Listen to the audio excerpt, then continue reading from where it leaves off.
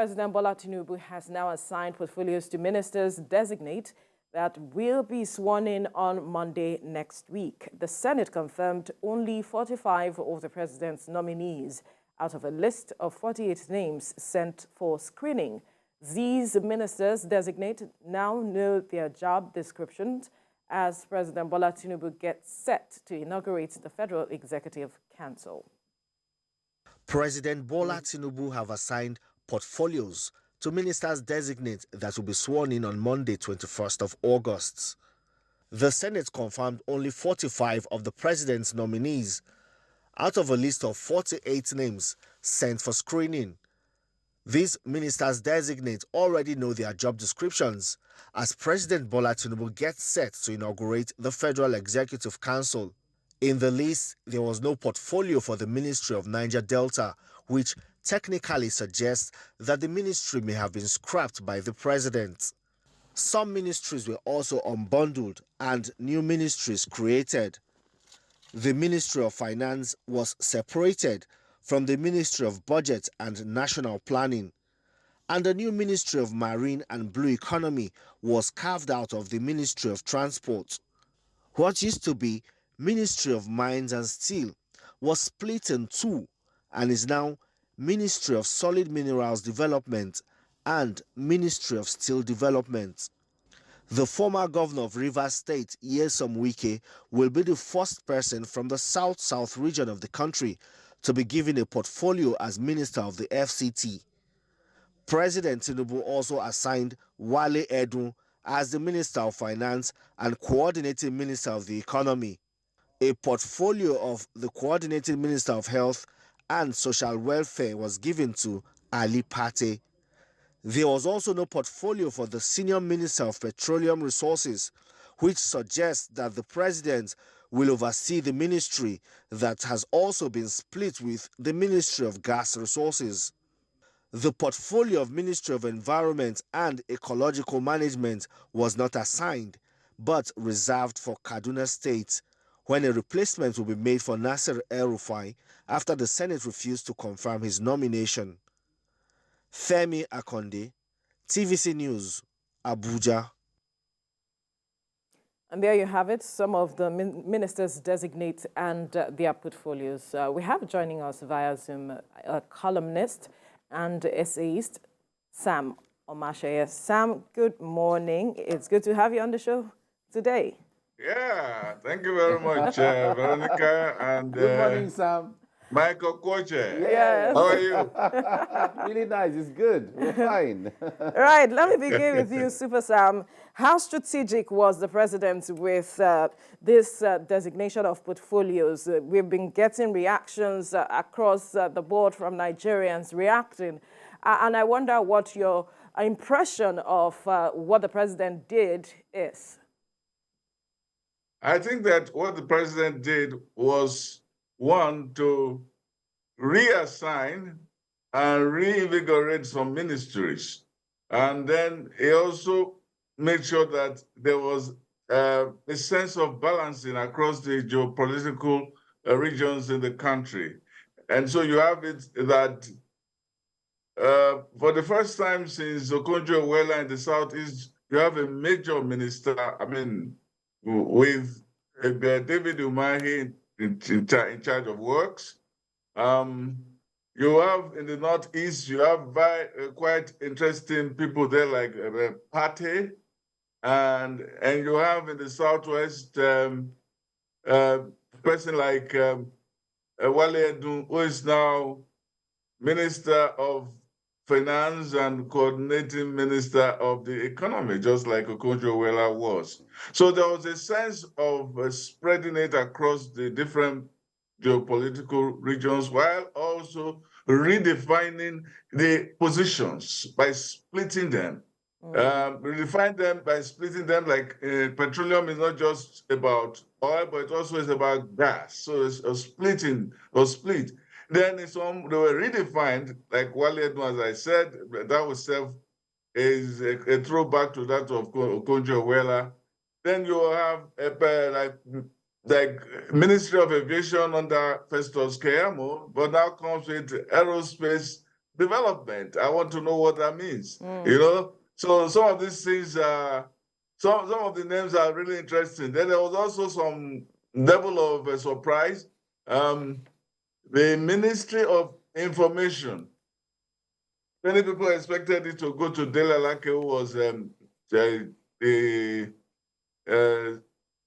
special advisor on special duties, And communication. special duties, communication, and media. Now becomes Minister of Solid Minerals. Well, it's interesting that it was put there. Many people were surprised from currents yesterday that it was removed completely from the area of communications. Well, Right. the point there is one thing that we heard people talk about most, or part of it is the president seemed to have made himself the Minister of Petroleum, because we saw the Minister of State for Petroleum, the Minister of State for Gas, and so on, not announcing a substantive minister for Petroleum could send signals that it's possible the president is the Minister of Petroleum, just like he was under former President Buhari. And this, to a great extent, some people say is strategic for the president to, focus on delivering in the petroleum sector. Others are saying that, well, if the former president couldn't do it, the presidency or the office of the president is so busy that being the Minister of Petroleum at the same time could be very distracting. I wonder what you make of this, how you see it.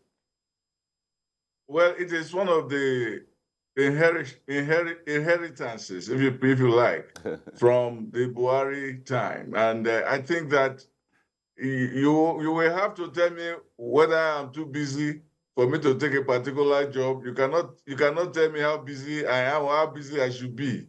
So that's the sense of why the president feels that he has to take over the issue of the petroleum. And the petroleum is the jugular of the Nigerian economy. It is the be-all and end-all of our quest for material prosperity at this time. So maybe the president sees it that, well, if Buhari did it, I too can, and I will see how I can turn that place around. The first thing he has done is to split it so that the oil part is lean and mean and gas is lean and mean. And both sides can now work under his own coordination. Now, we saw on the papers this morning that there were persons, oil workers, making demands of the president, saying that he might be overseeing that ministry. And they were making demands, asking the president, talking about the fact that they have expectations.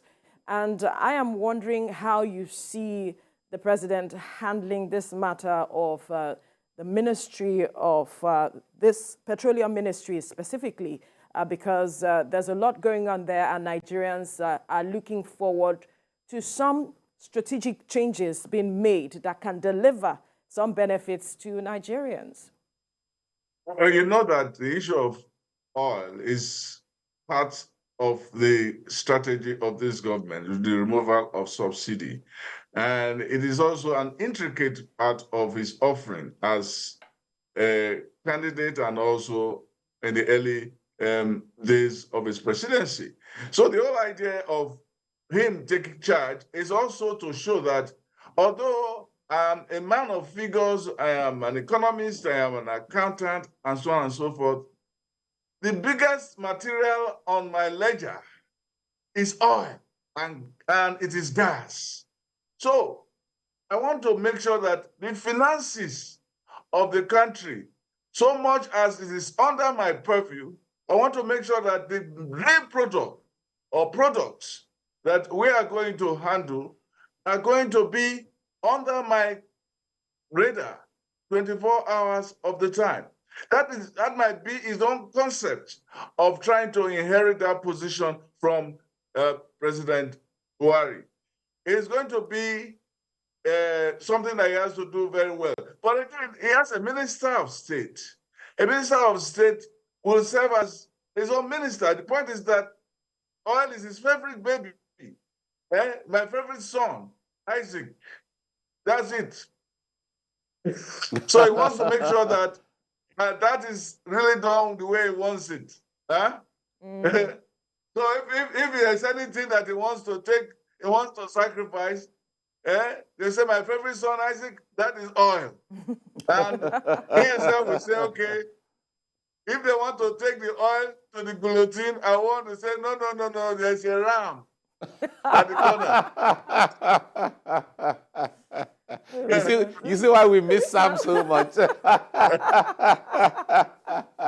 Well, it's really, really interesting. Now, we have seen some of the restructuring that has been done. The Ministry of Marine and Blue Economy is there. Economy, yes. And then we also have now the Ministry of Tourism, which is substantive in its own respect. This was one of the calls that was made earlier, saying that the tourism is a huge business in itself.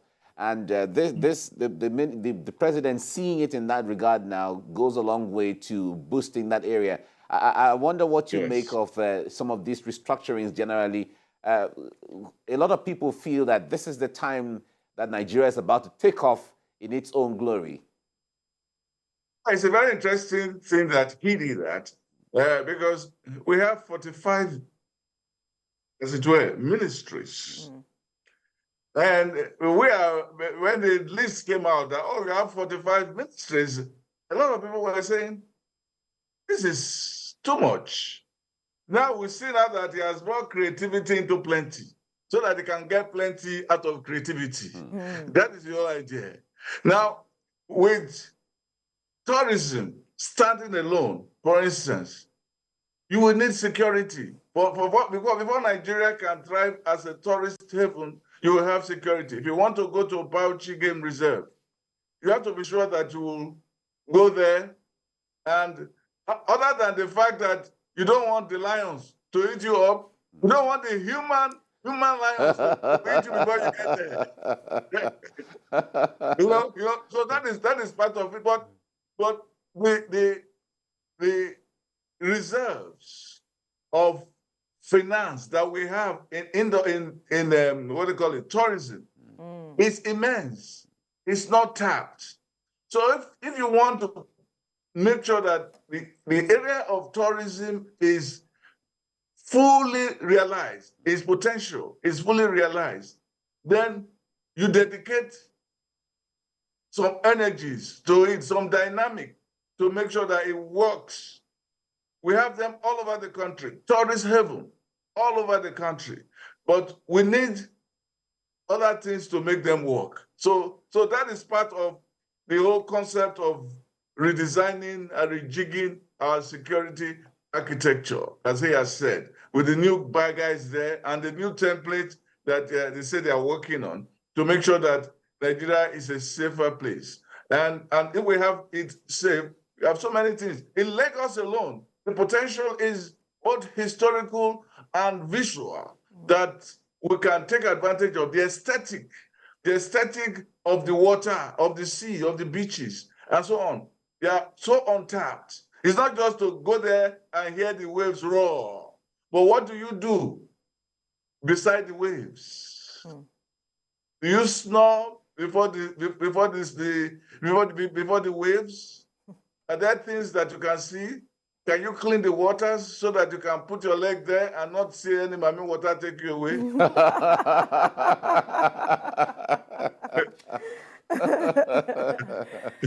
All right. Okay, let's take a closer look at some of the ministers handling some of these portfolios. Earlier, you mentioned how you were surprised that the person of Dele Alake was not given the portfolio of the Ministry of Information and all of it. Then there are others that Nigerians are talking about. For instance, Festus Keyamo, who is a senior advocate of Nigeria, handling the matters of aviation. That's aviation and aerospace development. The Nigerians are asking questions. How is he going to handle that?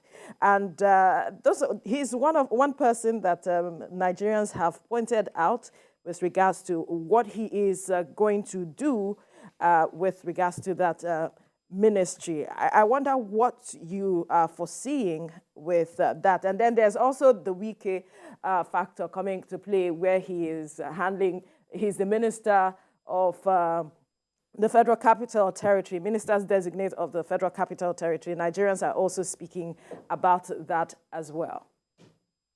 This is very interesting that the president did that. First of all, let me talk about Keyamo. Judge Bernard Shaw said the vocations are a conspiracy against the laity. You think that because you are a doctor, you are the only one who can handle healthcare.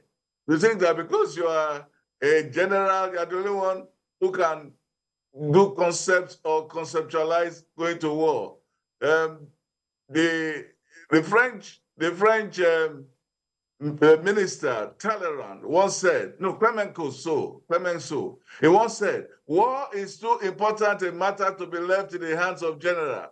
And then in 1982, during the economic crisis, when the economies were not getting the parameters and the templates right about the world economy as it went into recession, Henry Kissinger said, by the same token, I say that the economy is too important a matter to be left in the hands of economists. So you don't think that the idea of Keyamo being in charge of the aerospace and aviation means that you have to get an aeronautical engineer. The aeronautical engineer may understand the bolts of the nuts and bolts of technology or engineering, but will not understand the concept of making human beings do it the way it should. It may not know how to pull resources together, pull human resources to make sure that it works well. You see, when this man was coming across, trying to do the nuclear bomb, Oppenheimer, he brought a lot of people into the team, but it was his genius. He did not know a lot about the various parts of the nuclear technology, but he had the organizing genius. So organizing genius, administrative genius, that is what is more important than technical virtuosity. Because if you have technical virtuosity and you don't have administrative genius, you're wasting your time. You'll be like the story of a doctor who had a beautiful surgery, but the patient died. That is how it is. That's it. On the case of Wike is a very lucky man. He had been the first Nigerian governor who is having a third term. Because Abuja is like a state.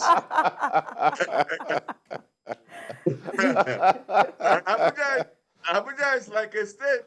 So Wike has been left as a chief executive of the Rivers State, his own home state, to become chief executive of the Federal Capital Territory. He's actually having a third term. He's having a third term in a different state.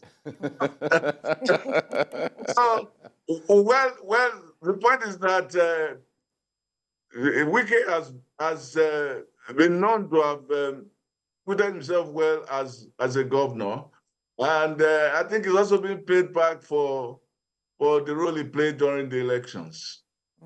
He's one of the lucky ones. All right.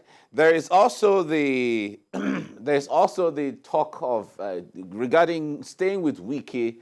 There's also the analysis of the fact that the presidency might want to bring back the template of the master plan of Abuja, and seeing that a lot of, if you look at the master plan of Abuja, a lot of what is supposed to be has not been yet. The industrial area in Gwagwalada has not been developed, yes, and so on. So somebody like a Wike who is enmeshed, who is a works person, is someone who can understand and be firm regarding bringing back Abuja master plan the way it was. The only other time that we have had it was under former governor of Kaduna State, Rufai, when he was minister of the FCT. What do you see in that regard? I think you have a good point. You mean it's a situation in which the master plan has met the master.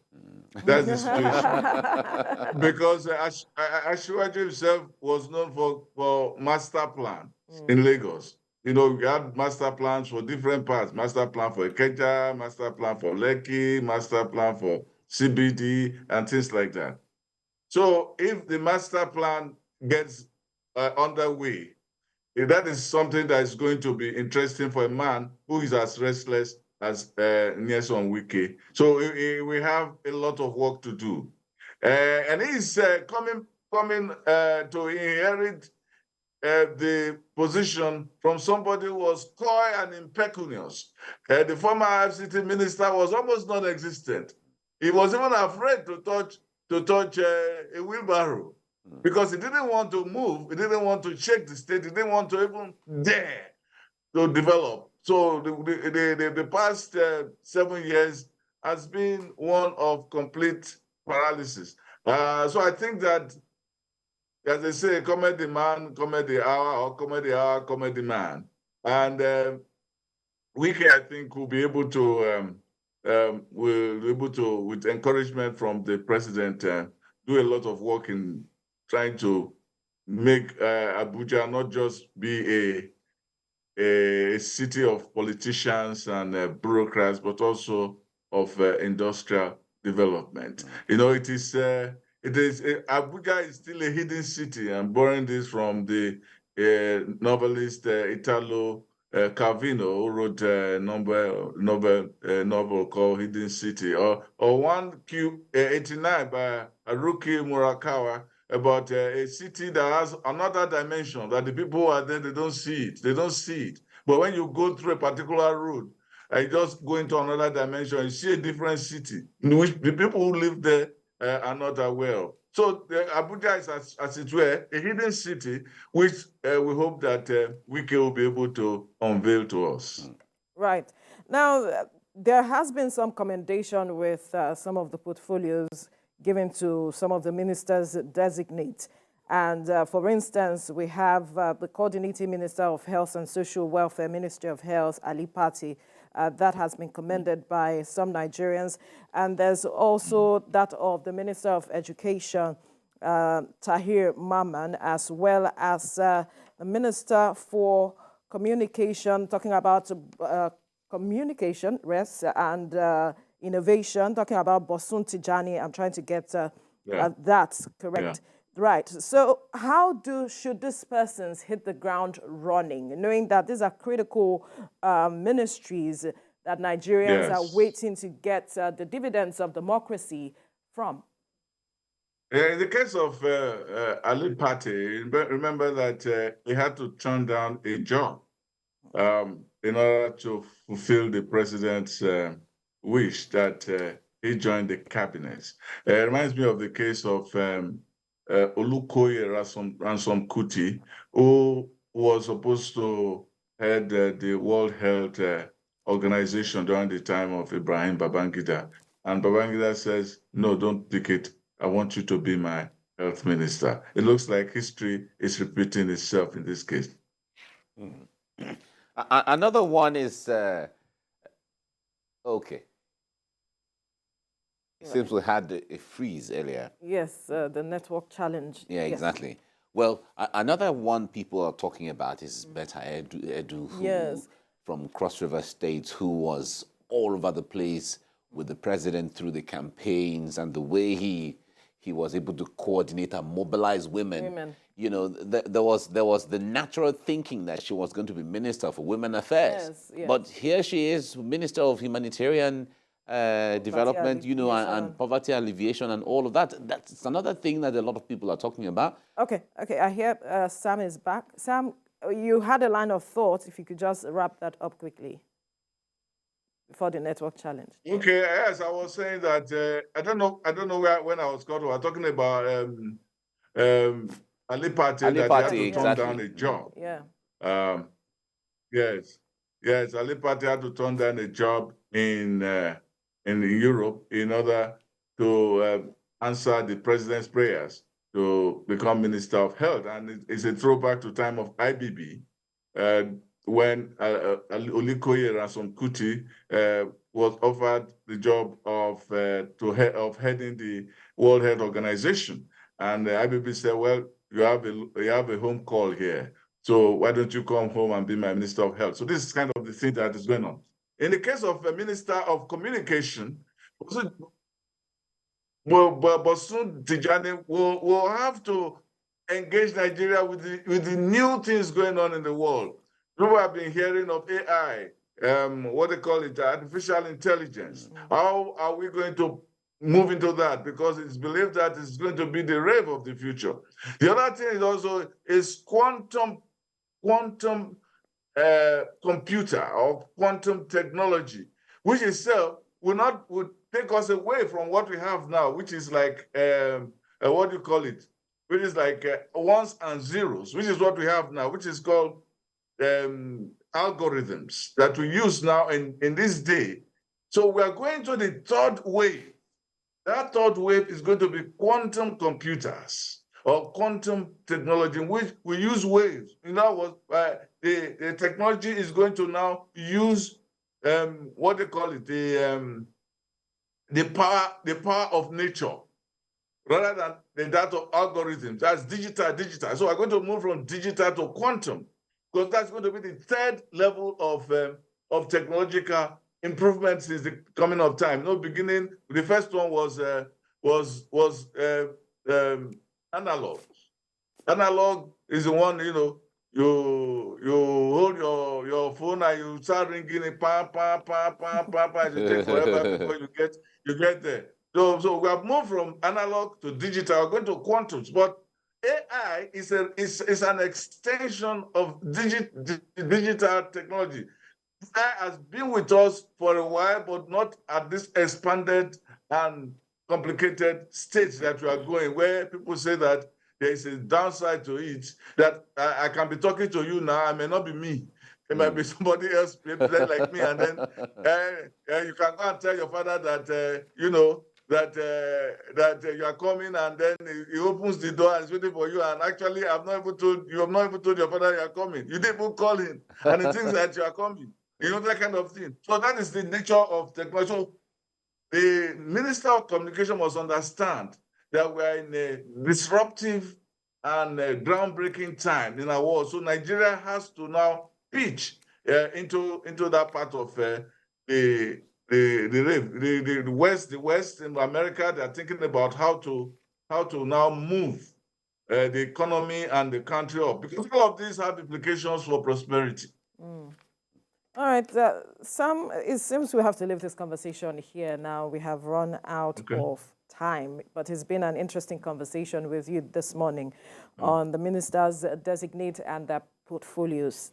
Essayist Sam Omashe. I hope they listen. No, of course. Because so there's something they say about people who get positions of power or so on. They say they are like an aircraft. Once they take off, you cannot hear anything until they've landed. And when they've landed, you don't even need to talk to them anymore. All right, thank you so much, Sam Omashe, essayist, for your time on the program. Thank you.